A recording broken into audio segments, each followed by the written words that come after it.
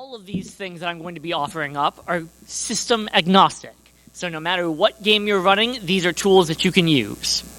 And then I'll probably be going into some more detailed things that, that have more specific use in certain games, virtual versus in-person, that sort of thing. So, one of the biggest tools that a DM has, and once again, it's kind of on display right here, right now, is improvisation. I have nothing written down up here. The joke always is like, oh, let's see if we can peek behind the DM screen. Do you want to know what's in my DM screen? A blank initiative tracker 9 times out of 10.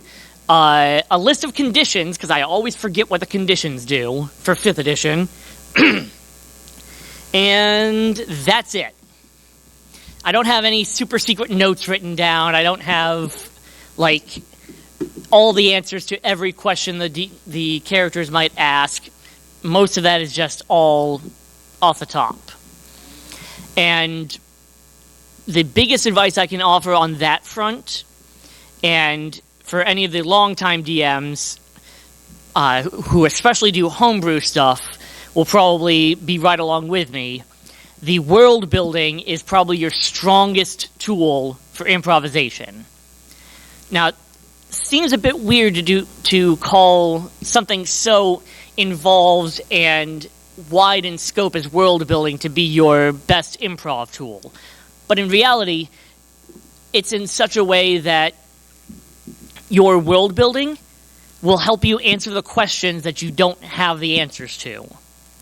So making a world where all of these things are true about it, then when a question comes around, you can look at the rules of this world and go, oh, okay, so yeah, they do this way, so that would be why this is like that. You don't actually have to know any of those answers. You just have to have a world that can accommodate that kind of logic. I'll give an example. So, there is, in my homebrew setting, there is a pretty severe ban on necromancy. But I did not really set the world up with any sort of concrete punishment for those found to be practicing necromancy. So what ended up happening when my players captured a necromancer in the act, I determined that they had opened a singular prison for necromancers that literally just opened, was brand new, no worries. And so that informed, okay, so where is this place? It's going to be far away from most civilization. The town it's in is probably going to be pretty dour, not a whole lot of bright chipper faces, not very friendly. But whoever is running it needs to also be compassionate enough to not simply execute any necromancer that looks at them. So, especially in that respect, world building can help you take your macro level questions and give them answers on the micro level. And even if you're not a DM, even if you have no plans of DMing, this works on a character level too. If you know 5 truths about your character, those 5 truths can then inform all of the other things you haven't written down. Like, I had a character who opens restaurants throughout the world and, is a paladin and all of that. So a question that needed an answer was, how does he feel about he helps others, how does he feel if he needs help? I had that answer off the cuff. It's also because, in the true style of D&D, my characters end up being slight therapy for myself, so I had an answer that way. So, let's go over a couple of more concrete tools that can be used in the case of DMing and improvisation. The first one that I think at this point I've started unconsciously using without even looking at it is a structure called the 5-room dungeon. It's by an online user named John4, John with 2 N's. The idea is that using this structure, you can build a dungeon, an encounter, any level of adventure. You could even have this be your full adventure plan, but these 5 steps bring the players through it in a very streamlined fashion. So, the 5-room dungeon structure is like this. Your first is the entrance or the guardian. So this is them opening the door and looking into the room. This is coming across a sphinx and answering their riddles. This is going into the tavern and realizing that the leader of a gang is a few tables over. It's that entrance, that immediate entry point for your players. Then you can have a puzzle, a skill, or a role-playing challenge. So, as much as all of us love rolling all the shiny math rocks, your players don't always want to be, well, they might.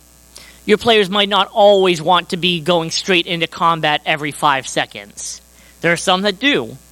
I personally, if I had to run multiple combats in one day, week after week, my brain would explode. So I try to break it up and do usually less teeny tiny combats and usually one large combat that is usually designed to be an entire session long. And so that's like, I'll either roll for initiative at the end of the previous session or do a single round in the previous session and then the next week come back to it, same initiative order, all that stuff. But with a puzzle or a skill or a role-playing challenge, that gives your players the flexibility to do things other than what's written on their character sheet. If you give them a role-playing challenge, they're not going to necessarily have a skill. I mean, they'll have persuasion or diplomacy or what have you, but at the end of the day, that's mostly just codifying a skill set that they have by talking. So you can just boil that down to not needing to roll, especially if your players are really good with knowing how their characters would respond to things. Oftentimes, if they actually say something persuasive in a way the character would know how to, I'll just say, yeah, no, I'm not going to make you roll for that. That just works. The third 5-room dungeon step is the twist. So the twist will be something that turns the entire dungeon, encounter, adventure on its head. So, for instance, current campaign that I'm running, the entrance was, the entrance to the dungeon or the guardian was the party accidentally unleashing a Balor that, no worries, accidentally releasing a Balor that ended up plotting against them for the rest of the campaign. The puzzle skill role-playing challenge was them trying to figure out, okay, this guy has disappeared, so now we're just trying to figure out when he's going to show up next. The twist was, he wasn't going to show up to see them again in this time period. My party had to time travel in order to stop him from changing the past. So, honestly, what I found was that there was a 5e supplement called Doctors and Daleks that is meant to run Doctor Who adventures, but it also has an extensive rule set for time travel. dealing with the actual navigation, assigning that to different skills, the types of time machines and what their actual abilities do for a 5th edition character, and what to do about paradoxes, because I think the way they treat it is that the paradoxes are sort of a thing like exhaustion. So if you have 1 or 2 levels of paradox, you get these negatives. If you hit 5 paradox, you are removed from time. You are erased from history. No one remembers you. No one will remember you. All that stuff. So terrifying, mildly. Then you'll have the final conflict. So this is kind of the culmination of everything that your players have been working towards. This might also incorporate some stuff that happened in the last few steps. That sort of design reminds me of, I'm not sure how many people have looked into it, but the level design philosophy for the Super Mario Brothers series. I can't remember what it's actually referred to as, but they will have introduction of the idea, iteration on the idea, a play-up or a change of that idea, and then the final step being the culmination of that, incorporating all of the different iterations and inversions of that concept. So having that in mind, especially when you're DMing, can get everybody to start looking through their character sheets and going, oh yeah, like weeks ago this worked, so what if we try that now? And oftentimes, it pays off. Final step is the revelation. So this is the fallout after the conflict. This is, what does the death of this major villain mean for the rest of the world? What does this actually do for anything? Does it change anything in the world? Hopefully it does, because your players have just killed the big bad. You don't want to just make them feel like, oh, we just killed the big bad.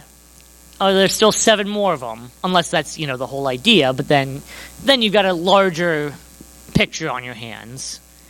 But end of the day, this revelation should lead into your next entrance for your next 5-room dungeon. So this revelation might be, oh, now that we have this from this bad guy, why don't we go try it on this door that we passed by earlier that we can't actually do anything about yet? In the case of my adventure, my players are actually would have been in the revelation last night if I hadn't been here, because I DM Thursday evenings. But they have defeated the Balor after going back in time, but they have also completely changed how history happened. And so their revelation is going to be returning to their time period, and things are going to be different because the guy who became a big, nasty necromancer didn't. They convinced him not to. So this truth about my setting, by next Thursday, I now have to figure out what the world looks like without that integral truth a part of the setting. God help me. So, I'm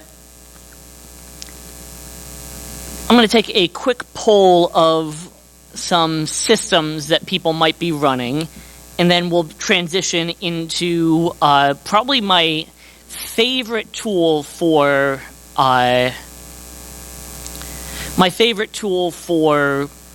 helping your characters evolve, as well as helping to get your players comfortable at the table. So, how many are DMs of 5th edition D&D? Solid. How about any Powered by the Apocalypse system? Monster of the Week, Blades in the Dark, Savage Worlds, I think is... No, Savage World is not, but Dungeon World is. Okay, so I saw a few for some Powered by the Apocalypse games. Pathfinder, 2nd edition. Okay, decent amount. I actually just started playing in a Pathfinder 2e game, and it makes my brain hurt, but I do enjoy it. Yeah. Let's see, so... What about any White Wolf systems? Vampire the Masquerade, Werewolf, that sort of thing. Okay, small handful. It's definitely not as prominent as it used to be.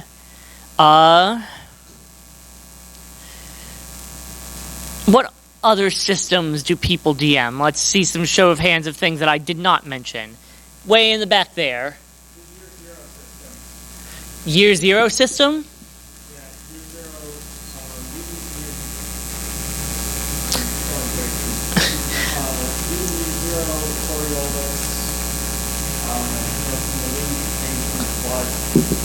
Okay, Tales from the Loop I knew. I was like, Year Zero, I don't know that. Wait.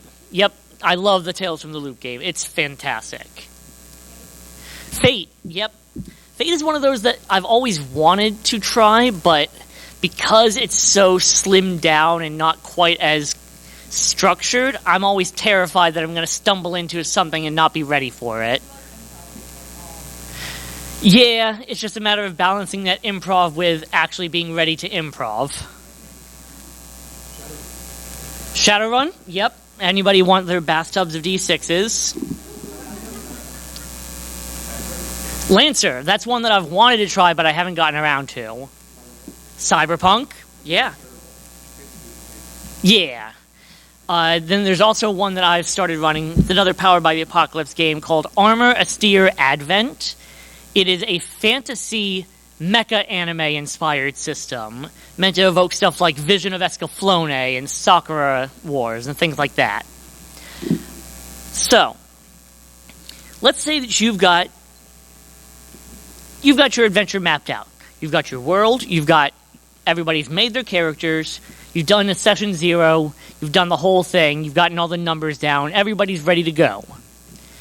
So you sit down at your table, whether that be at your dinner table or in a restaurant or at a game store. Then what? Do you just start talking and hope that the players are ready to start listening? Because I know a lot of my players do not have the strongest of attention spans, and simply sitting here and going, oh yeah, we're talking about our day, yeah, I had work today, this, that, the other, okay, now I'm going to start DMing, would not work for them. There would be a whole 5-10 minutes where conversations were still happening, and I'm just like, I mean, I don't want you guys to not talk, I want you to be friends, but let's play the game, please. So, what's the solution? What I've found works best for me is I have 2 sets of tables that are warm-up role-playing questions. These serve 2 purposes. 1, they allow your players to transition more easily from outside of the game to inside the game. By answering these questions, it is a clear marker that, yes, this is the time when the session is going to be starting. Once those are asked, from this point onward, barring, difficulties or unnecessary breaks or anything like that, now we are going to be in session. And you can have another set of questions at the end of the session to do that same thing, but transitioning from game back to life. It also allows both you and your players to learn more about their characters. Because a lot of these questions are things that you might have an answer to for your character, you might not, but in that moment you've got to come up with an answer. So, what I found helps to demonstrate this the easiest is, let's see if I can...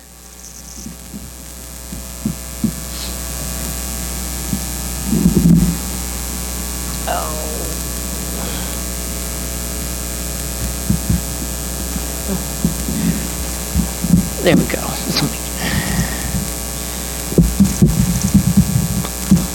So I'm going to try to pull up my warm-up questions table.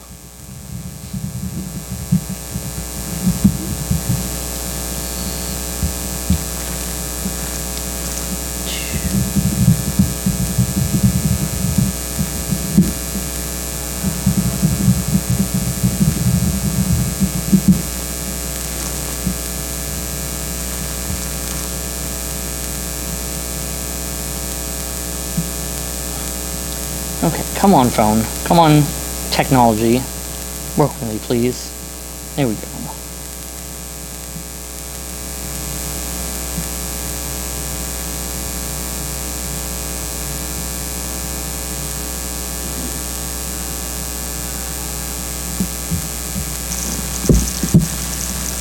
Okay, so I have two different tables that I use.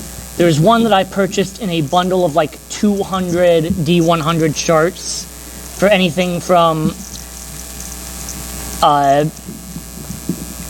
weird bakery or coffee shop names to Warforged backstories, things of that nature. Let's see if I can find... So I have two different ones that I use.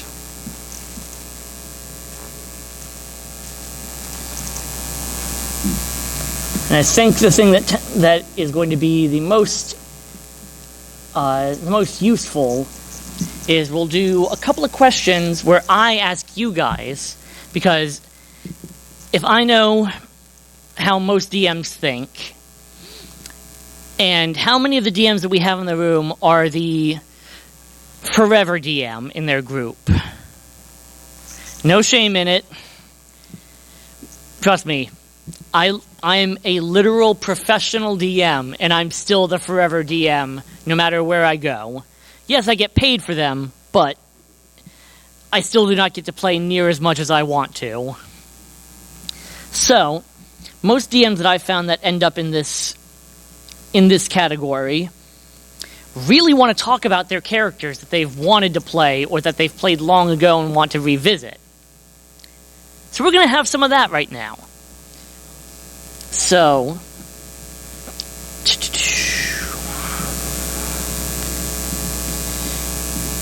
we're going to start out with my D100 warm-up role-playing questions. So, who has a set of dice on them right now? I saw a hand right there. Do you want to come up and answer our first warm-up question?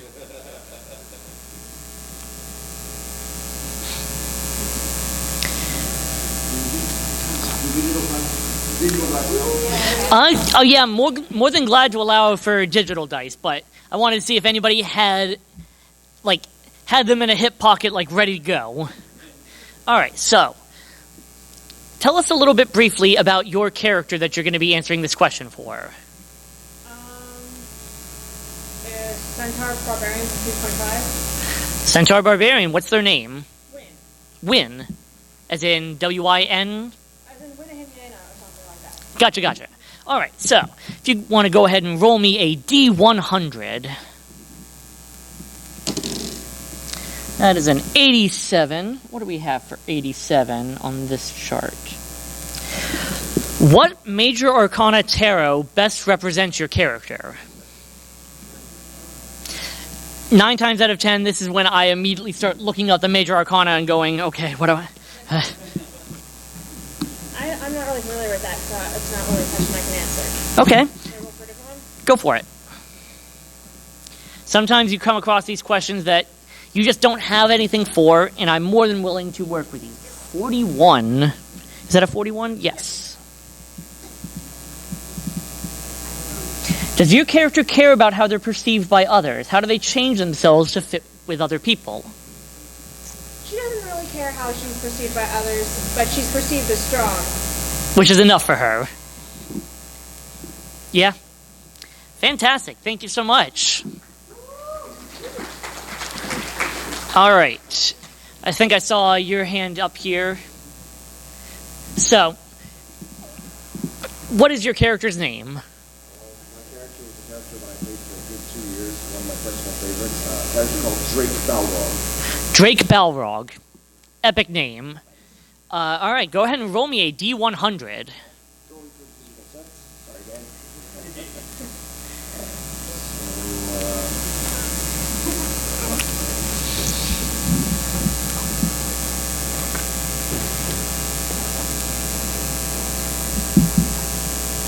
And roll. I got a 64. 64. What is your character's opinion on killing others? Honestly, it's more of a...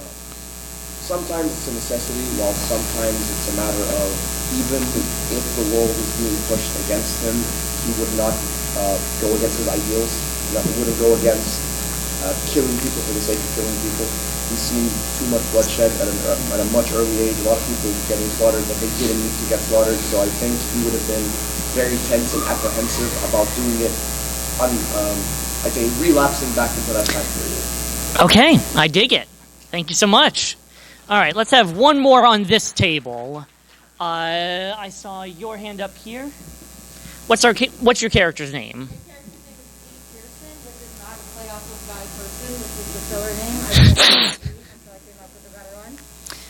He is a human ranger for 5th Ed D&D. He is a dragon historian by nature. This is his favorite creature out of respect and interest, and in the game setting of like dragons were based in endangered species, so he's kind of a researcher for that. I love it. Go ahead and roll me that D100. 59.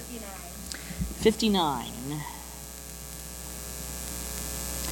Does your character value their own best interests more than the party's? Definitely not.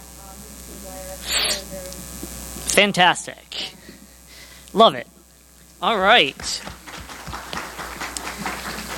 So, that was just a small sampling of questions, but some of my favorites on this list. Question 43. What is your character's scent? Bonus points for a description that sounds like it could be from a bad or awesome fanfic. It actually says that in the text of the question. What is your character's greatest fear? What is currently motivating your character to stay with the party? That's a big one that I've always... Whenever I get that one, I'm just like, yes, please tell me so I can either break that apart or solidify it more.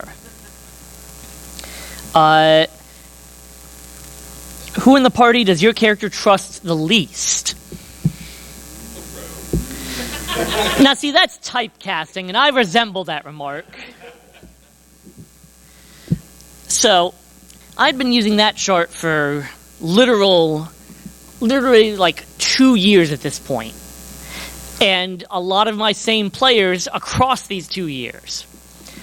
So we've started hitting questions repeatedly for the same characters. So I mentioned that to a DM friend of mine, Mike, and he wrote his own warm-up role-playing question list. The difficulty is, it's a D150 chart. So, obviously, digital dice rolling, you know exactly how to do that. I did devise a way I found a way, I think, on Reddit, a way to roll it with physical dice, but it's 10:30 in the morning. I'm not making anybody do that level of math this morning. So, let's do a couple of questions off of this list. So I saw the gentleman here on the edge here. All right, so what's our character name? So I need to take a second because I have a literal Word document of at least one of every class in Pathfinder 2nd edition. Pick your favorite. Let's go with DSL. She pretty easily turns into 5e. She is a Nephilim witch, which is 5e a Asimov. Both her celestial bloodline and her celestial patron are the same person, the grandmother. Nice. All right, so would you like to roll physical dice for this, or... Okay, so you're going to roll me a D100 to start out. That's good. 97. All right, then we're going to divide that in half. So let me get out a calculator. I do Pathfinder, but I'm not good at it. Yeah, right? Rounded up. So that's going to be 49 rounded up. Now roll me a D6, please.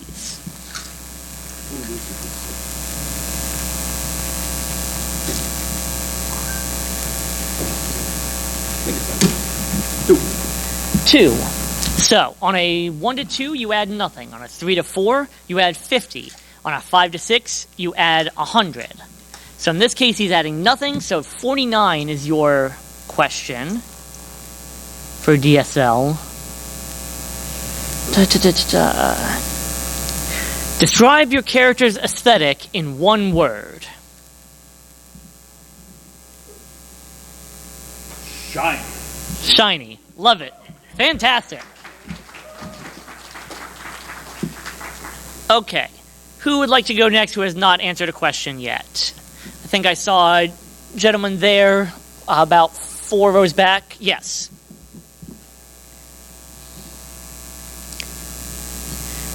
I'll roll, first of all. I bought dice yesterday and didn't bring them because I didn't think to. I was tired when I woke up. I mean, you know what? It's, again, 10:30. Everything is forgivable. I woke up at 9. So what is your character's name? I'm playing an Eladrin named Scythia. She has left the Feywild in search of a murderer of someone. She was kind of a fucking mess. Just like me, so she's perfect. All right, so go ahead and roll me a D150. I rolled an 82. 82. How would your parents describe your character? Well, her parents would describe her as someone they left on a doorstep a long time ago. She was raised by her aunt, her mother's sister, and her mother's sister would describe her as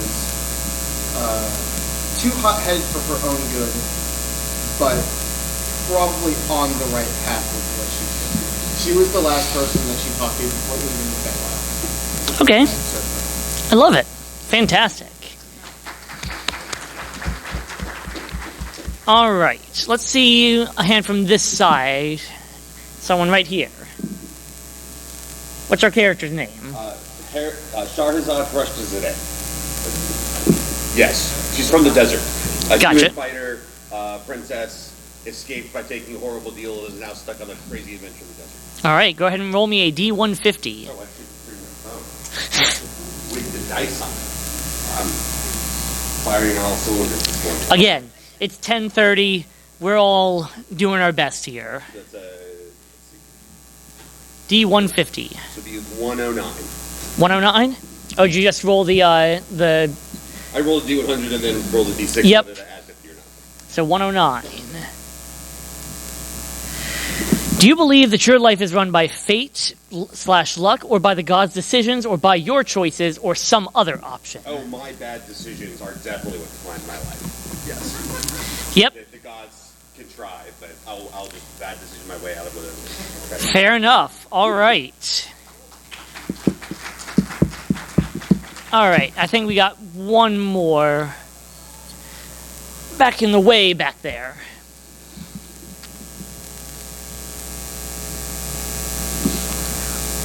All right. My character is Corday Sinta. He's from the Clean Cloud System. He is a fisherman symbiote. Interesting. I don't know how to roll D150. So you're going to roll a D100. 52.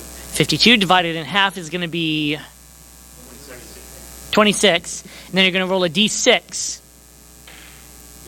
2. So 26 is your question.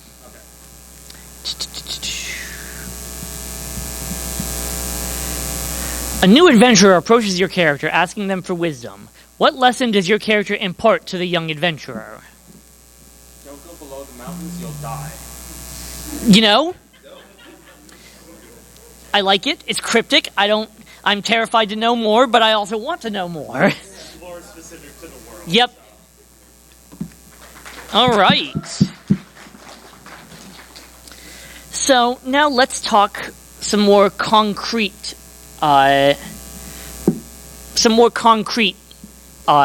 tools to use. Obviously, all of these are fantastic, but at the end of the day, this is all still just you talking.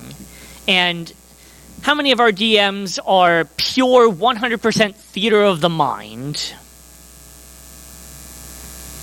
All right, I can dig it. That I was pure theater of the mind for most of my DMing.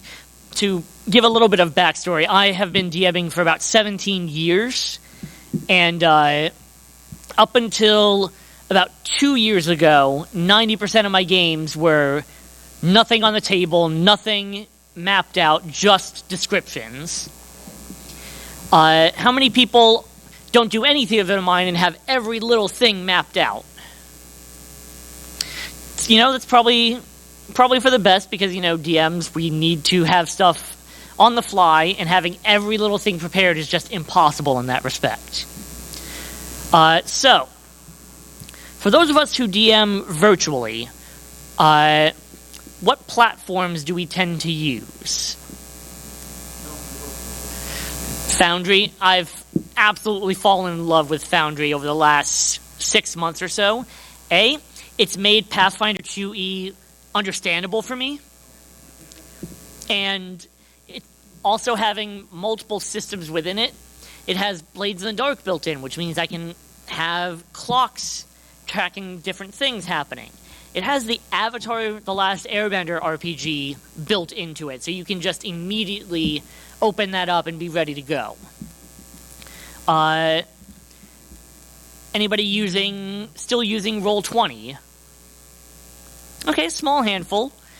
It has its purposes, but I think, honestly, if Foundry is available to you, give Foundry a shot. I think you guys will find it all the better. Let's see. Is anybody using Tabletop Simulator? Didn't think so. I've heard some people do that, and I'm like, I cannot imagine with such a, I want to say limited tool set, but I feel like there's probably somebody out there that's made a bunch of things, but you'd really have to work for it. Yep. Yes. So, what other platforms are people using virtually?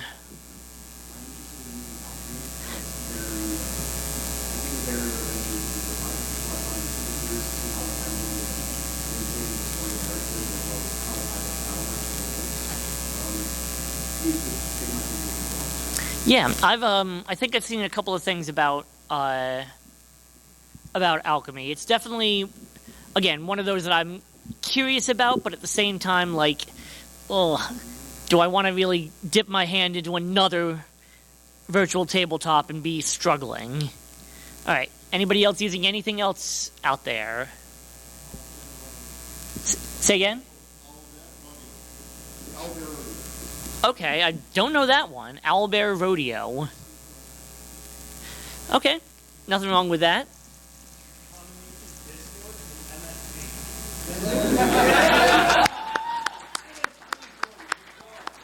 You know what?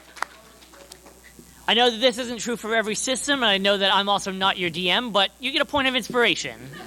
Because that is admirable. All right. So what are some tools that we can use online to enhance our game? And before we even get into the tool set itself, let's analyze what do we need for our virtual games to make them the best they can be? What are some things that if you were literally teaching a class on how to DM virtually, what would you require your virtual DMs to have available to them? Besides your virtual tabletop. Let's say that you've got your tabletop, you've got your Roll20, you've got your MS Paint, you've got your what have you. What's the extras on top that are going to make the game that much more memorable?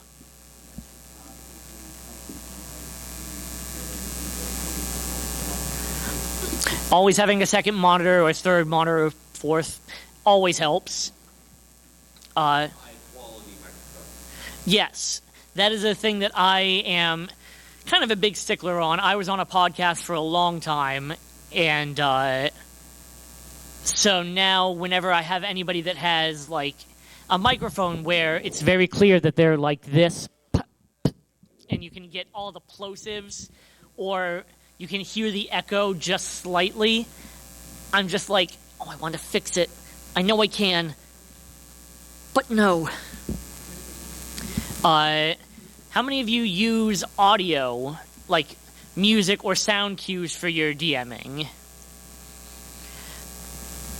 Especially virtually?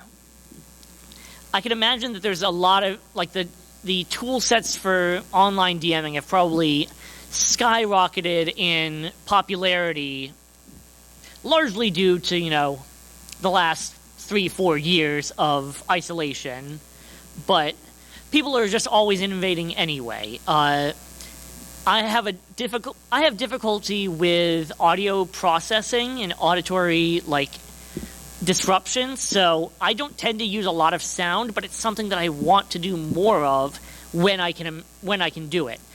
Both of my games running in person right now are running at a restaurant, and so doing sound there with whatever else is going on through their sound system is just not really feasible.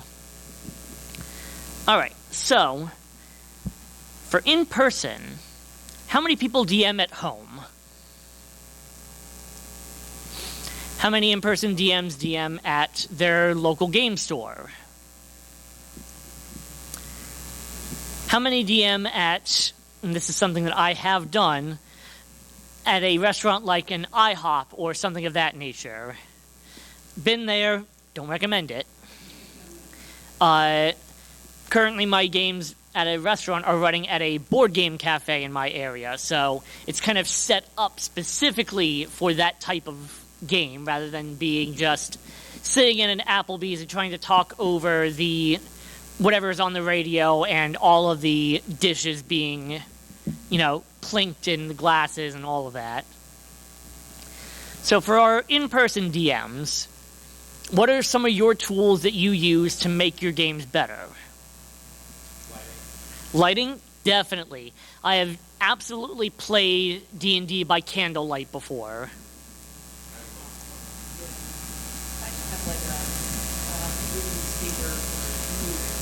Yep.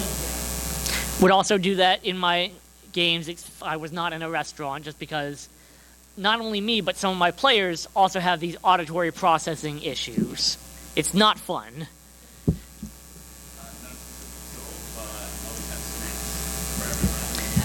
That is a tool. That is a 100%.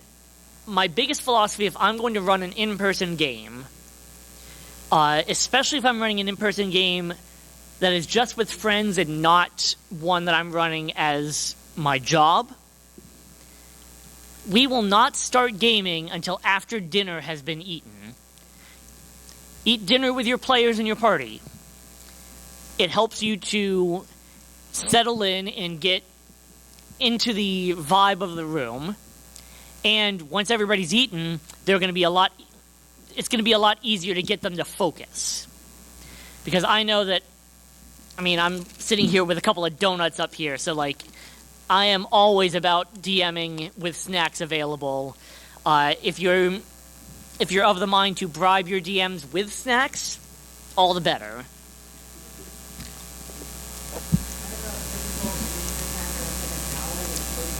Oh, nice. I've seen a couple of different variations on that, and I need to use it more often just because I need to make sure my players know if they need to run up and go to the bathroom. They have X amount of time. Yeah, I definitely need to do a little bit more of that.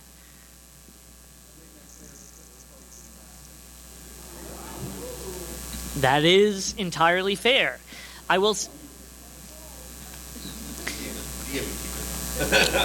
So, I definitely can see the merit in that. I would not be able to do that with most of my players because some of them use their phone for their character sheet through D&D Beyond. And some of them I know have, ADHD or anything of that nature, where if they cannot focus on one sole specific thing, they need something to sit there and fidget with. And I have had players literally have, fidget cubes or anything of that nature, just to make sure that their attention is fully on the game without needing to pull away from the game as much. I was going to say dice trays, even like collapsible. Yep. Set for the players to get ready. Yeah, all those little things that just make, the quality of life changes are very handy to have. How many people use the classic ChessX wet erase square grid map? How many people use it on the hex side? Not so many. So, I will say that I've been slightly spoiled in my DMing career. As a professional DM, there have been tools provided to me. Has anybody seen, they're referred to as warlock tiles. They're, let me see if I can actually, I have a computer in front of me, I have the power.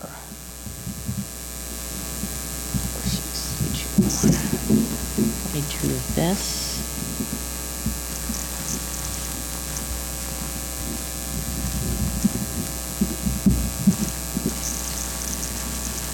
Dum.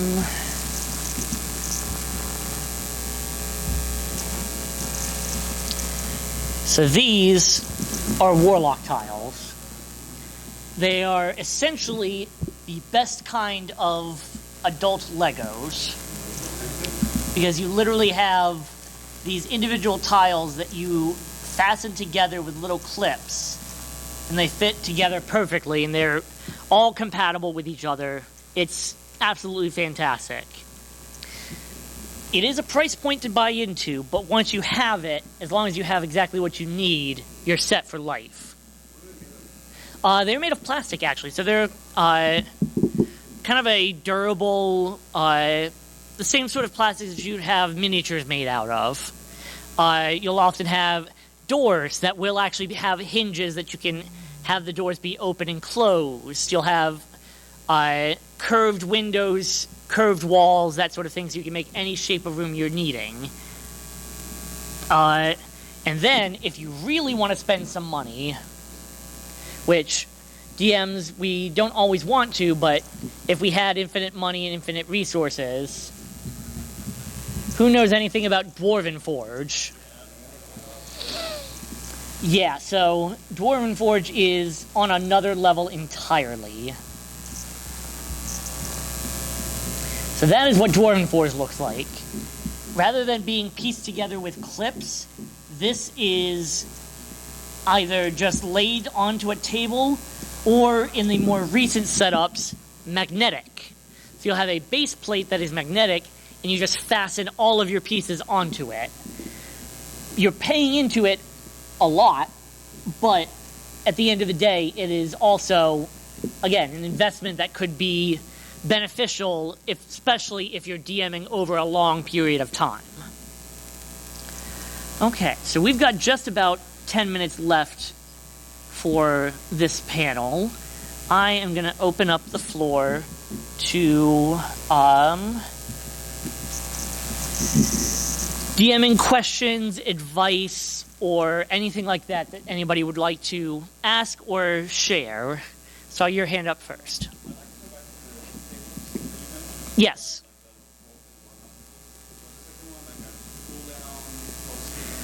So that one was a just another warm-up question one that my friend made after we started going through the same questions over and over. But that does bring up a good point that I completely forgot to mention. So on the transition side from the other end, you're done with the game.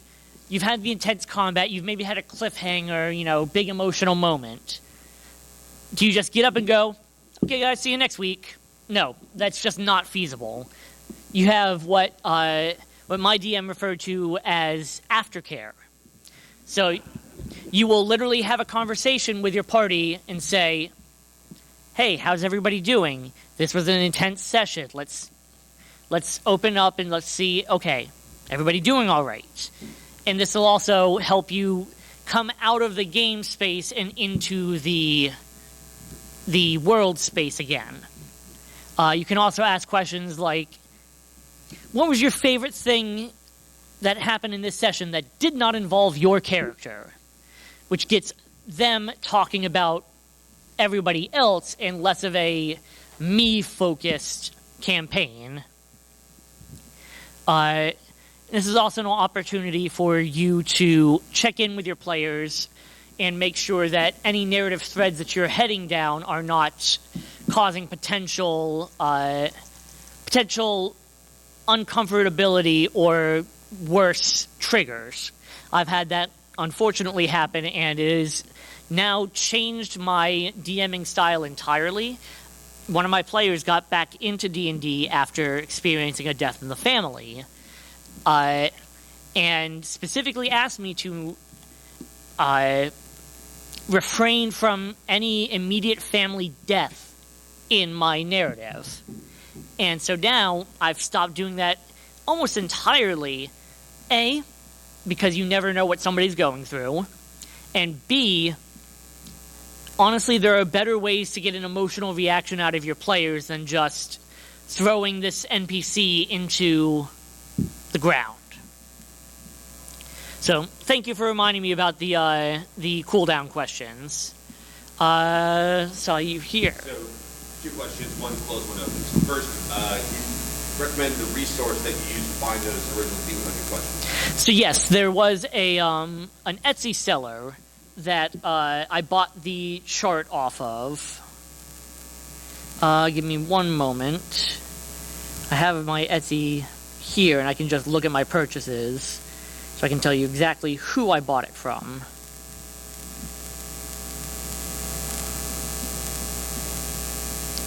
If the internet decides to cooperate.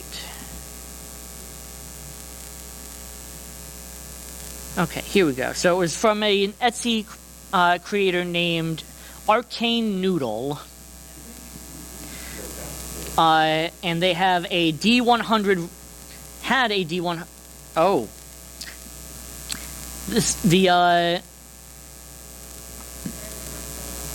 Yeah, no, they've closed their shop apparently, so... let's see if I can find it real fast through just a D100 warm-up questions. Yeah, it looks like there's a handful of charts just available on Google just if you type it in. So you'll find maybe not the exact chart, but you'll find one similar enough. So, actually, a question. Theater of the mind specific.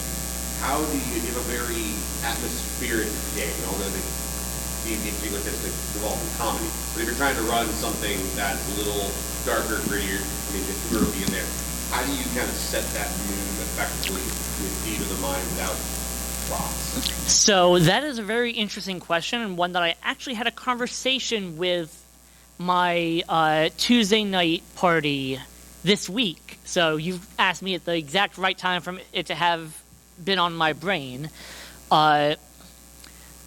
Doing anything atmospheric, horror-centric, anything like that is challenging in any respect, because you have to get your players to all agree to be immersed in this.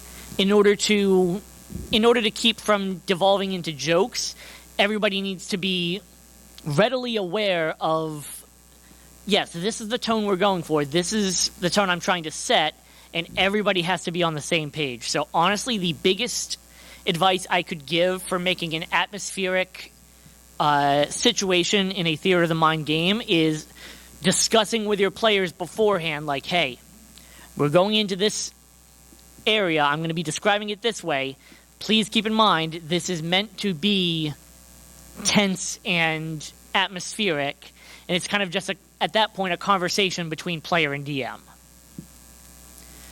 Alright, I saw a hand here. I played a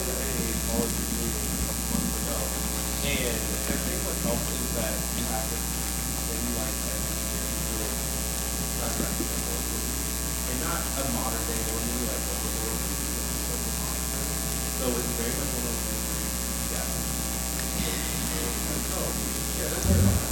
Well, you don't know what it's all about how you try it. Yeah, the using the narrative tools and inverting them to where you're giving less information, but not in a like, oh, you just don't see anything. In a, something is there, but you can't tell. You turn your head, it's gone.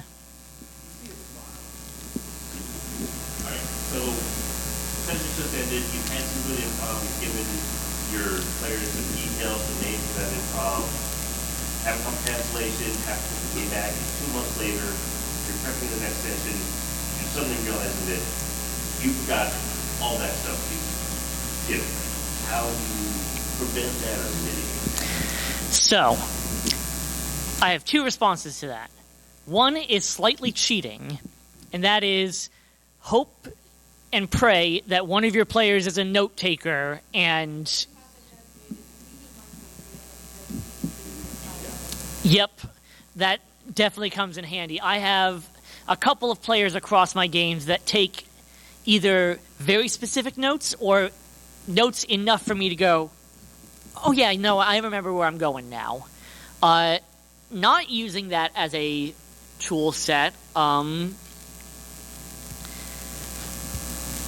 I think my biggest advice there is if you don't remember it, start over. If somebody reaches out and says, oh, you said this, but 2 months ago you said this other thing, you can either say, well, it's changed now, or, okay, yeah, you're right, let's change that, and then that helps you to get back onto that path that you had put yourself into a couple of months ago. Hand over here.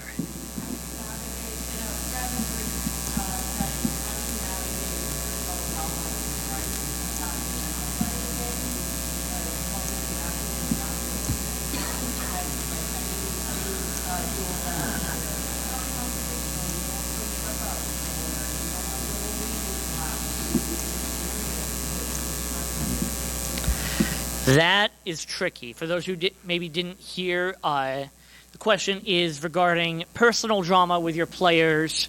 If you are DMing in a friend group, how do you keep that personal drama from filtering into the game and causing strife, but trying to avoid outright just saying, hey, stop it. I've been fortunate that I have not encountered this as much. But my biggest thing, if something does not feel right at the table, if you can tell that there's tension between these two players, that it goes beyond what their characters are doing, I would pull each of those people aside and say, hey, I just want to touch base. This is not any accusatory thing. I just want to know where you're at and what can be done in order to make sure that this game remains enjoyable for everyone. That way, you're not singling anybody out. You're not forcing anybody to change the way they're thinking about things. You're just trying to communicate to them, hey, it's fine if you have these issues, and if these personal issues would keep you from playing the game, we can figure something out. But I do want to keep that drama from filtering into the game. I just want to point out there's a panel on this subject at 1 o'clock today in Chesapeake. What's the name of the panel? Ways to handle conflict in your nerd. Yep. Honestly, there you go. They're probably going to give way better advice than I just did.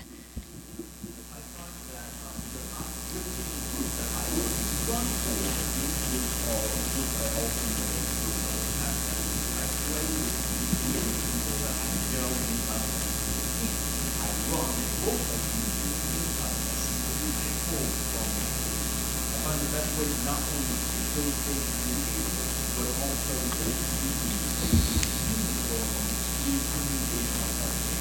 message one of your players in the cloud, text, call, meet up with them at the coffee shop, Discord message, whatever, and say, hey, how do you think about the game? This bad happened because I need one, or you end up doing this for it.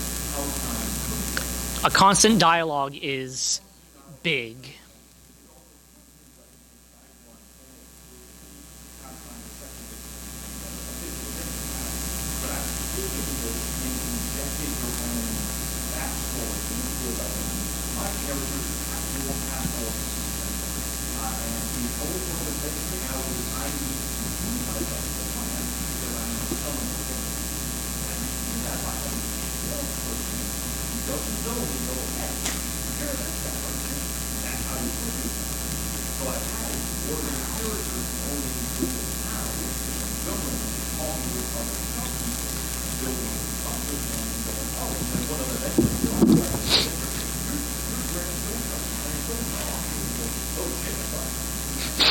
Yeah, there is a book. You guys have probably seen the Game Master's Handbook for Random NPCs and Traps and Puzzles. They've just come out with a new one that is the Game Master's Handbook for Proactive Role-Playing, which is specifically built to help you run character-centric games, which, honestly, I could not imagine running a game without my characters being a focal point. And so, I really want to pick up that book to see how much more I can do to incorporate their stories and their characters into the game while still allowing for some surprise and some interest. Do we have any other questions real fast? I saw this gentleman here, and then I'll have you as our last question.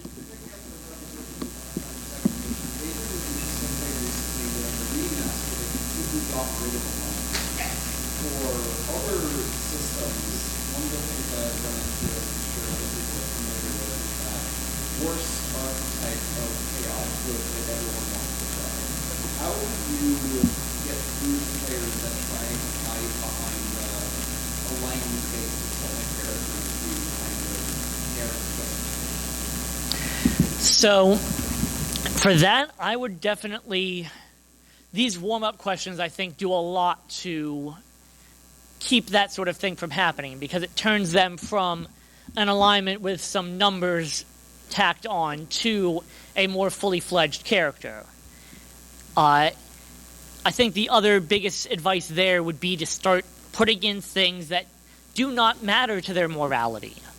Like, maybe this character who is trying to play this chaotic good ends up helping somebody who they then see had swindled them, not because they realize it later, but because they see them later down the line doing much better than they had been. Does that mean that they were swindled and they were actually, screwed out of their money? Does it mean that that help actually gave that person the push they needed to get their life back on track? Who knows? And that sort of ambiguity can help to keep your players from simply saying, oh, I'm just going to do this because it's chaotic good. Well, what does chaotic good actually mean to you? Well, it means chaotic good. It says it right there in the book. All right, and last question for the day.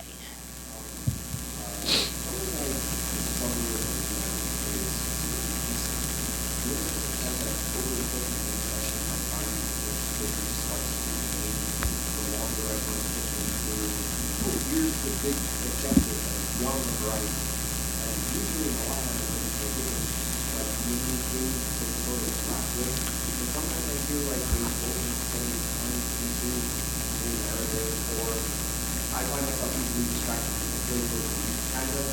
So do you have any advice for somebody who's trying to keep the narrative right moving forward and also like to keeping the players engaged enough so that you care about the world? So I think what I would do in that situation is to keep the narrative from getting to keep the pacing sound, I would use your characters' backstories. Because, A, that will immediately make them want to engage because you're talking about them. They want that. And it gives you an easy in and out. You know that this character is looking for this sort of thing. You give them a little bit of that, but that little bit then ties them back into the main story when you're ready to jump back onto the main story arc. So I think, honestly, end of the day, that's an answer that could be applied for a lot of things with DMing, is your players made these characters and likely have a lot of story written for them. Use that. That is as much of a tool set as your DM screen, your initiative tracker, your tabletop audio, all of that. All right. So I think that is all I've got for today. Thank you guys so much for coming out and bearing with my fully improvised panel.